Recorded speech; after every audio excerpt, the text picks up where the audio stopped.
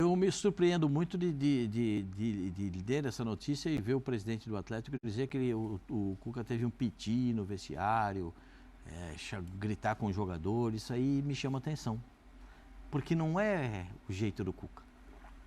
O Cuca era um cara que junta os caras em torno da proposta. Alguma coisa está fora do tom aí. Tô achando que tá fora do tempo, fora do tom. Quis sair.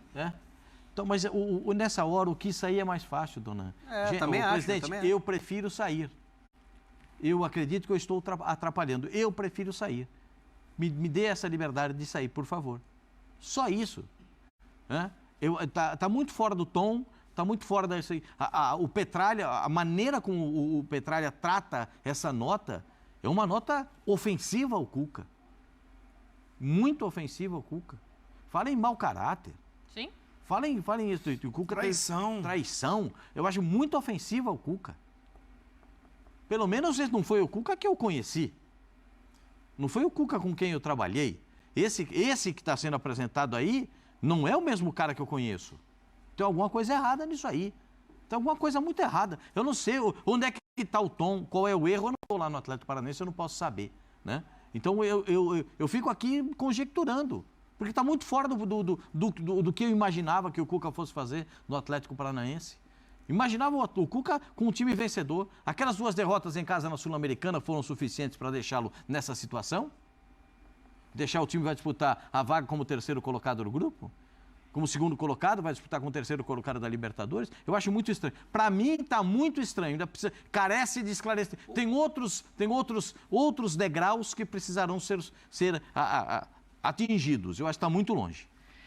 Existem muitas versões da mesma pessoa, né?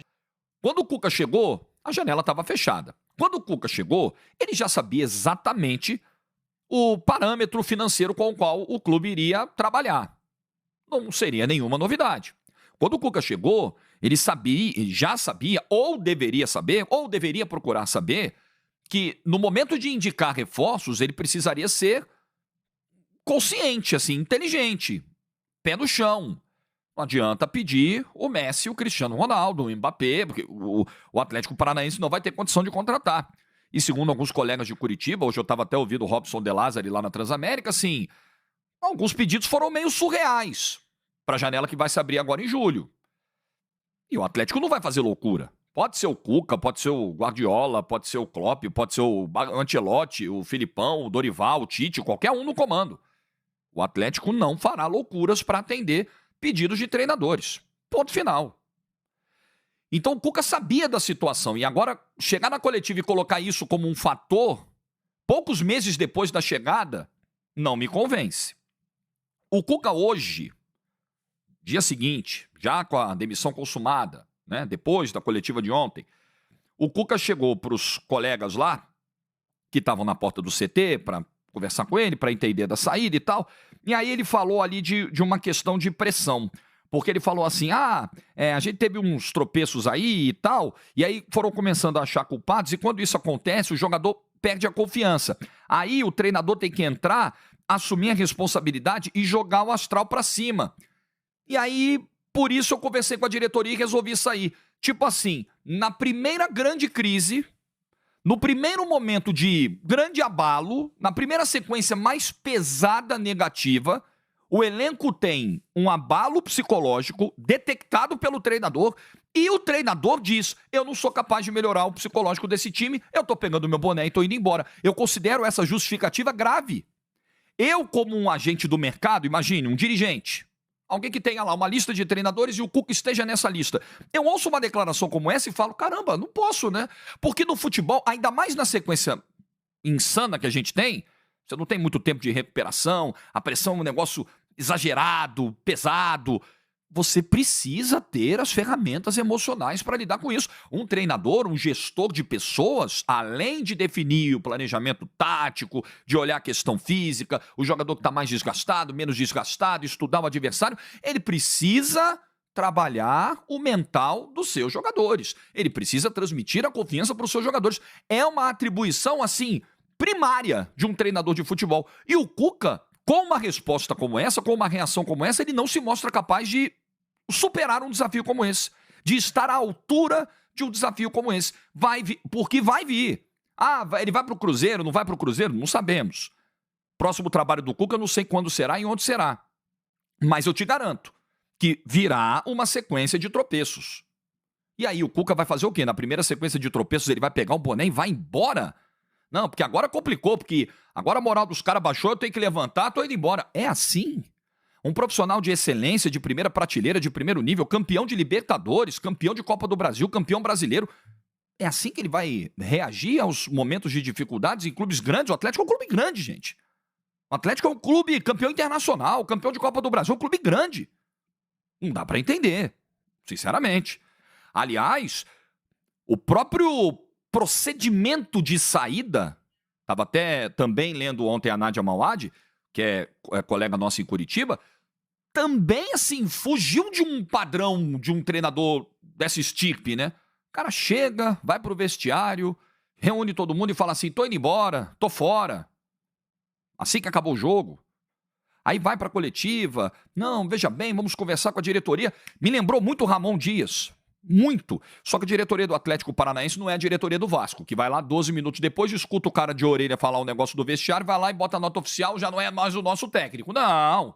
Tem um rito a ser seguido, vamos conversar. Ele foi ao clube hoje, o Mazuco estava lá, outros dirigentes estavam lá, o Petralha não. Foi lá, conversou, acertou a saída, publicou-se a nota oficial e a vida segue. É a diferença de um clube que tem gestão, você pode gostar dela ou não, e um clube que é uma bagunça, que é o Vasco da Gama atual, né? Enfim. Sabe assim, tudo mostrou nesse episódio que o Cuca ainda é refém. E aí tá falando um cara que acompanhou a carreira do Cuca durante muito tempo, e como jornalista e como torcedor. O Cuca ainda é refém de uma certa instabilidade emocional, e isso vai gerando interrupções de trabalhos que vão marcando um pouco a carreira do Cuca. O Cuca largou o barco, assim. Eu acho que o sentimento que fica para muito atleticano é o Cuca largou o barco. O Cuca foi trazido pelo Atlético, eu vou falar isso no final do vídeo. E poucos meses depois, ele foi trazido de volta ao mercado. E ele abandonou o barco na primeira grande crise. Ou no desdobramento, na não resolução da primeira grande crise, que acho que foi a perda do primeiro lugar no grupo na Sul-Americana. Aquele jogo com o Ameliano, eu acho que ali desencadeia tudo do Atlético dali em diante, né? E assim... Poxa, o Cuca já teve, assim, lembrando assim de cabeça, porque é tanto episódio. O Cuca teve aquela saída do Botafogo em 3 jogos, que ele sai, depois de 3 jogos volta, o Mário Sérgio treina o Botafogo, aí ele volta. Aí o Botafogo vai fazer um jogo em Curitiba contra o Atlético e ele aparece no estádio, assim, uma coisa de eu saí, mas não saí, quero voltar. 2016, ele sai do Palmeiras, alegando ali um problema familiar. Aí ele volta meses depois, aí o time é eliminado pro Barcelona de Guayaquil na Libertadores, ele sai de novo. Aí tem o São Paulo, que ele chega em fevereiro, mas só pode assumir em abril, ele fica 5 meses e vai embora de novo, que ele diz, não tô conseguindo fazer o time andar, e vai embora. O episódio agora do Atlético Paranaense, a saída do Santos, quando ele disse que antes mesmo da final contra o Palmeiras, ele já sairia do Santos, nessa passagem onde ele foi vice-campeão da Libertadores, por esgotamento mental. E, assim, o Cuca... Ele não está proibido de ter problema familiar, todo mundo está sujeito a isso, nem de passar por processos de dificuldade ali com a pressão. Mas olha, um profissional que atinge o nível que o Cuca atingiu, que tem a remuneração que o Cuca tem, que tem o staff, a comissão técnica que o Cuca tem, que tem o currículo vitorioso que o Cuca tem, precisa estar mais preparado para lidar com isso. Porque essa é uma realidade que está presente na vida de qualquer treinador do futebol brasileiro. Todos da primeira divisão passam por isso, uns mais, outros menos, dependendo dos resultados, dependendo da experiência, de uma série de coisas, mas todos passam por isso. E aí, para concluir, o Atlético, vamos falar de gratidão aqui. Jorge, nesse mundo do futebol não tem gratidão. Não tem, cada um vê o seu, eu sei como é, mas, cara, aí entra um pouquinho dos valores de cada um, de como cada um enxerga a vida profissional e o quanto ela se mistura com valores pessoais. Não nos esqueçamos, concordando ou não com a decisão, achando correta ou antipática a decisão, o Atlético foi corajoso ao oferecer um cargo ao Cuca na Série A do futebol brasileiro depois de tudo que aconteceu nos últimos anos, especialmente nos últimos meses. O Atlético foi lá e estendeu a mão a um treinador que estava fora do mercado. E o Cuca, na primeira crise, meses depois da sua chegada, vai embora, da maneira que foi. Eu acho ruim. Eu não sei o quanto o Cuca levou isso em consideração na hora de tomar a sua decisão, mas isso é o que parece. Nessa hora, o Cuca pode ter sido muito grato do momento em que atendeu o telefonema e assinou o contrato, mas eu não sei se foi no mesmo tamanho, né? Se isso permaneceu na mesma intensidade na cabeça do Cuca na hora de tomar a decisão de sair. Eu teria séria... Sem falar na questão pessoal, mas, enfim, eu já fiz inúmeros vídeos no canal sobre isso e não vou entrar mais nesse tema. Mas analisando apenas a questão profissional e como o Cuca conduziu essa saída do Atlético Paranaense, eu, executivo de futebol, presidente de clube, teria muitas dificuldades de contratar um treinador com esse histórico, com tantos trabalhos interrompidos, com tanta instabilidade emocional e com tanta incapacidade, aí eu posso dizer me baseando nas próprias palavras do Cuca, com tanta incapacidade de levantar o moral de um grupo que não está na zona de rebaixamento do campeonato, que é o 5º colocado, mas empatou 3 jogos seguidos. E ele diz, poxa, agora é hora de levantar o moral da tropa, eu resolvi conversar com a diretoria porque não dá para mim. Desculpa, muito decepcionante, tudo muito decepcionante nessa volta do Cuca à elite do futebol brasileiro.